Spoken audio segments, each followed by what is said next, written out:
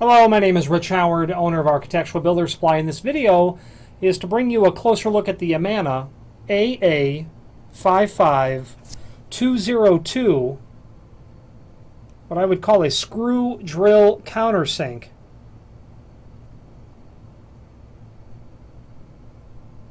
This is a nice one, and what I mean by that when I say that it's a nice one is because it's carbide tipped.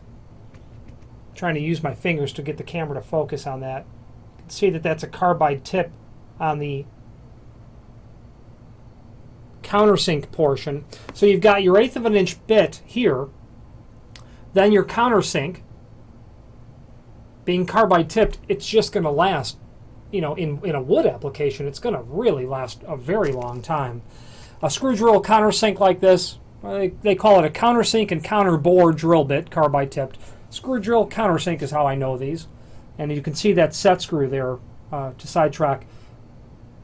The drill bit itself does need to be replaced, either because it gets fatigued and then breaks, or just gets extremely dull and not appropriate for professional woodworking. You can replace that. A countersink is used in applications where you're doing cabinetry, cabinet building, woodworking.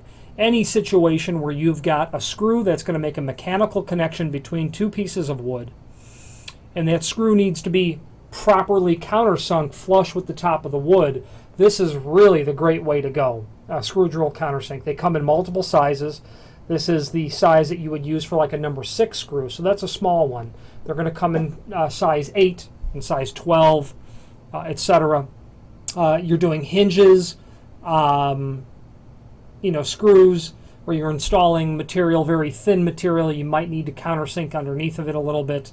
If you're doing any sort of, especially cabinets, when you're connecting material together, it should really be countersunk.